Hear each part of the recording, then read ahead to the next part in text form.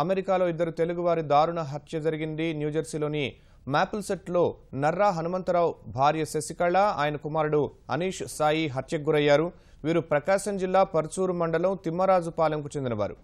ఈ జంట హత్యలపై పోలీసులు దర్యాప్తు చేస్తున్నారు. తల్లి కుమారుడి హత్యపై తానా ప్రతినిధులతో పర్చూరు ఎమ్మెల్యే ఏలూరు సాంబశివరావు మాట్లాడారు.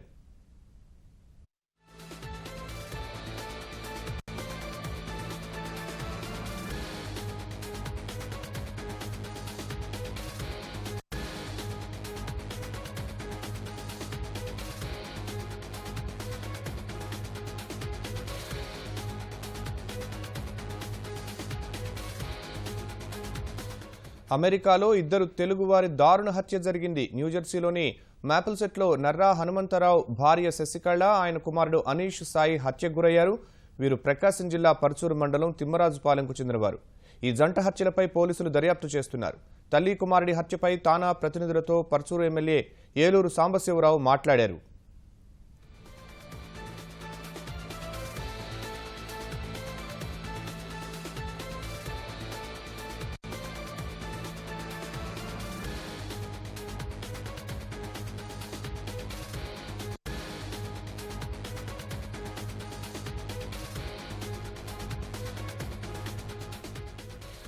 అమెరికాలో ఇద్దరు తెలుగువారు దారుణ హత్య గురయ్యారు.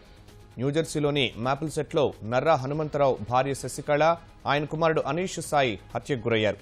వీరు ప్రకాశం జిల్లా పరుచూరు మండలం తిమ్మరాజుపాలెంకు చెందినవారు. ఈ జంట హత్యలపై పోలీసులు దర్యాప్తు చేస్తున్నారు.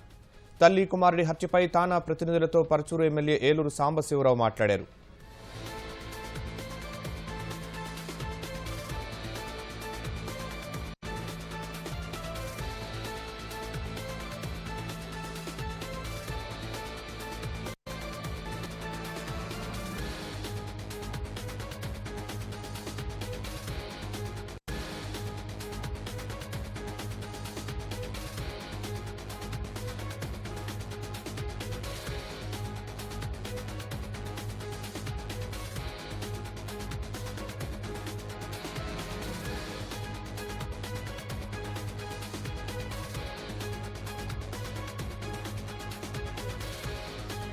అమెరికాలో ఇద్దరు తెలుగువారి దారుణ హత్య జరిగింది. న్యూజెర్సీలోని మాపిల్సెట్లో నర్రా హనుమంతరావు భార్య శశికళ, ఆయన కుమారుడు అనీష్ సాయి హత్యకు గురయ్యారు. వీరు ప్రకాశం జిల్లా పర్చూరు మండలం తిమ్మరాజుపాలెంకు చెందినవారు. ఈ జంట హత్యలపై పోలీసులు దర్యాప్తు చేస్తున్నారు. తల్లి కుమారుడి హత్యపై తానా ప్రతినిధులతో పర్చూరు ఎమ్మెల్యే ఏలూరు సాంబశివరావు మాట్లాడారు.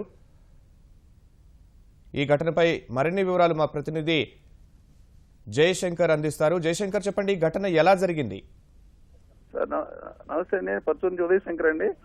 ప్రకాశం జిల్లా తిమ్మరాజుపాలెంకి చెందిన నర్రా హనుమంతరావు, ఆయన భార్య శశికళ, కుమారుడు హనీష్ చౌదరితో కలిపి అమెరికా న్యూజెర్సీలో ఉంటున్నారండి. అక్కడ సిటిఎస్ కంపెనీలో పనిచేస్తున్నారు. అసోసియేట్ డైరెక్టర్ పనిచేస్తున్న హనుమంతరావు రెగ్యులర్ గా ఆఫీస్కి వెళ్లారు. శశికళ ఇంటి దగ్గర నుంచి హోమ్ టు వర్క్ పనిచేస్తుంది. సాయంత్రం 4 గంటల సమయంలో పాఠశాలకు వెళ్లి బాబుని తీసుకుని 4:30కి ఇంటికి వచ్చింది. సాయంత్రం 7 గంటలకి చూసేసరికి తలుపులు తీసేసరికి ఇద్దరు కింద పడి నేల మీద పడి నెత్తురు మంటలో ఉన్నారు. ఇద్దరు గొంతులు కోసి ఉన్నట్టు చూసి దిగ్భ్రాంతికి గురయ్యాడు. అందులోనే పోలీసులకు సమాచారం అందించాడు. అట్నే తిమ్మరాజుపాలెంలోని తల్లిదండ్రులకు, కుటుంబ సభ్యులకు సమాచారం అందించారు. పోలీసులు వచ్చి అక్కడ వివరాలు సేకరిస్తున్నట్లు సమాచారం అందింది. తిమ్మరాజుపాలెం ఈ సమాచారం అందగానే విషాద వాతావరణం నెలకొనింది. ప్రజలంతా దిగ్భ్రాంతికి గురయ్యారు. ఎప్పుడు అన్యోన్యంగా ఉండేటువంటి దంపతులు ఈ విధంగా దారుణానికి భార్య పిల్లని అతను కోల్పోవడం అనేది వాళ్ళని తీవ్రంగా కలిసివేస్తుంది. వాళ్ళ తల్లిదండ్రులు కన్నీటి పర్యంతం అవుతున్నారు. సార్ ఉదయశంకర్, ఈ ఘటనకు సంబంధించి అంటే వీరి హత్యకు దారితీసిన పరిణామాలు ఏంటి? అసలు వీరిని హత్య చేయాల్సిన అవసరం ఎవరికి ఉందని ఏమైనా తెలుస్తోందా? బయట వ్యక్తులు ఎవరో ఎందుకు చేశారనేది వీళ్ళకి వాళ్ళ బాబు ఒకసారి ఫోన్ చేసి ఇట్లా గొంతుకొచ్చి పడేసి ఉండాలని మాత్రమే చెప్పాడంట సార్. ఆ తర్వాత వాళ్ళు అక్కడ పోలీసులు అడావుట్ చేస్తున్నారు అని కూడా మిగిలిన సమాచారం ఏం చెప్పలేపడి వీళ్ళకి కూడా ఇంకా పూర్తి స్థాయి సమాచారం ఏం తెలియలేదండి. ఉదయశంకర్, కుటుంబ సభ్యులందరికీ ఇక్కడ ఇండియాలో ఉంటున్న కుటుంబ సభ్యులకు అందరికీ వివరాలు తెలిసినాయా? వారేమంటున్నారు? ఇంకా పూర్తి సమాచారం తెలియలేదు సార్. వాళ్ళు కూడా ఆందోళనకు గురవుతున్నారు. సమాచారం తెలియక ఇట్లా వాళ్ళ అబ్బాయి ఫోన్ చేసి వీళ్ళ ఇద్దరిని చంపేసి గొంతు కోసి చంపేశారని మాత్రమే చెప్పారు. మిగిలిన వివరాలు చెప్పడానికి కూడా అవకాశం లేదు, తెలుసుకునే అవకాశం వాళ్ళు కలక ఇంకా అమెరికాలో ఉన్న ఇతర బంధువుల ద్వారా సమాచారం తెలుసుకునే ప్రయత్నిస్తున్నారు సార్. ఉదయశంకర్, ఆ కుటుంబంలో ఇంకా ఎవరున్నారు అక్కడ అమెరికాలో? వారికి ఏమైనా సహాయం అందుతోందా? ఈ కుటుంబానికి సంబంధించి ఎవరు లేదు సార్. ఈ పరిసర గ్రామాల వాళ్ళు ఉన్నారు, పరిసర గ్రామాల వాళ్ళు అక్కడ అమెరికాలో ఉన్నారు. వాళ్ళ ద్వారా తెలుసుకోవడానికి ట్రై చేస్తున్నారు సార్. ధన్యవాదాలు ఉదయశంకర్.